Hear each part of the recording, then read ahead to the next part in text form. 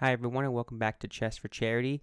This video is going to be about a game between RZA and Lex Fridman on his podcast.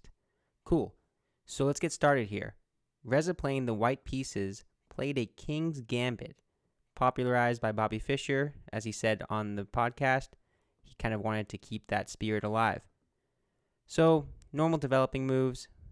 Lex did not take the pawn, did not accept the gambit. Instead, just kind of supported the pawn, develop the knight, get some central control. So now RZA went for the bishop, attacking f7. Maybe one day he wants to castle and then put some more pressure on f7. After a capture, maybe a knight can hop in here after the pawn moves. So first, Lex pins the knight, saying you can't move this quite yet. And then here, white castles. Like I said, they want to put more pressure on this f7. So if black does capture, and this actually happens in the game, now white can put even more pressure. We have two pieces stacked on the f-file looking at f7, and we have the bishop attacking f7. Okay, so black attacks the queen, RZA just drops back, and Lex takes the pawn. So this isn't that bad still. It's about +1 for white. So after this capture, there's a lot of pressure here. Right, both the bishop and the rook are coordinated. And the best move, according to the computer right now, is knight f6. Just protect these squares here, block the coordination. But instead, Lex in this position plays queen g5, trying to maybe start something on this side of the board. The problem is this is a big mistake because now the bishop can take on f7, and that's exactly what happens in the game. And now you have to move the king, which means you lost the right to castle. And I think after king d8, it's about +4 for black. Or sorry, for white in this position. So now the best move in this position is rook f1, if you can believe that. Maybe just discover attack against the queen after a pawn move. But instead, white wanted to change it up, so they actually went with the pawn move first. So they played d3.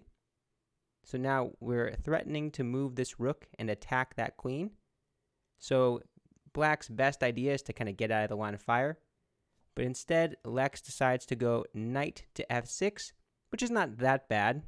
It's not like you can take this because then I can take back. This discovery does not work there. So instead, the best move for white is actually to kick the knight away first, and after that, then start going. So let's just say you do this move and then knight c6. Now there's a bit more pressure here. You could even go rook f5, hitting the rook or hitting the queen. A lot of different directions here. So that didn't happen in the game.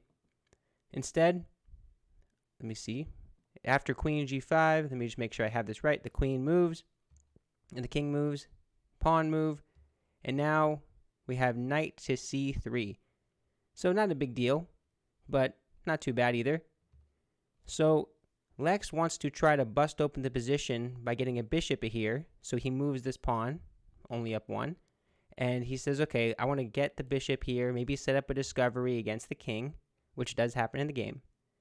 And the best move in this position was played, which is knight takes d5. Now there's a lot more pressure on this this knight. So right now the threat is to move this rook away, attacking the queen. So that's a pretty big threat you have to address. Instead, Lex does not address that threat and goes bishop to c5, threatening some discovery here.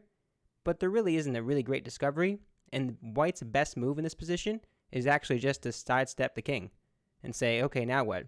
I'm still threatening this. So that's not what was played in the game. Instead, bishop e3, just protecting this diagonal. And that was kind of a big mistake. White had a much better move in that position. Like I said, was king h1 and then saying, what are you going to do now? Because of this rook move, and you can always kick this away and then move the rook here, attack this, attack this. Okay, so in this position, black made a good move, which was knight takes d5. That was the best move in the position. And then bishop d5 was the reply. You have to recapture it. And now there's still this tension here with the bishop and the queen. And there's also something going on here with the discovery on this diagonal. So this is kind of a wild position. And here is where I think you could say it's kind of maybe the second to last big blunder of the game. So Lex in this position played knight takes c2. Let me get that on board. So what's wrong with this move right now? So the idea here is that I took on c2 so that if, let's just say for example, white takes, I can take here with check and black would be winning. So of course white, you'd hope, saw that, and instead of taking here, you can take this bishop first. And this is actually what ended up happening in the game. So let's just look one more time. There's quite a bunch of stuff going on here. The reason why maybe somebody wouldn't want to take here is because this queen is now attacking there. But that's not too big of a deal because there's quite an advantage afterwards. So in the game, bishop c5 happened, and now Lex did not take the rook on f4. Instead, he took the rook on a1. And that's not as good. Now why? Well, this rook on a1 isn't doing much, but this rook on f4 is. So now that gives somebody a free move. You can move this rook around, you can move it up. In the game, white did not do either of those things. White instead went bishop e3, setting up a discovery here. Now, I don't think Lex saw this, because right now the threat is rook f8, not c8, rook f8 check, and after your capture, I would win the queen. Instead, I would say Lex made a pretty bad move here, but it's okay. King d7. Now what does that do? That allows the check, and then wherever the king goes, any of those squares, even this square, I take that queen. And this is actually a mate in 6.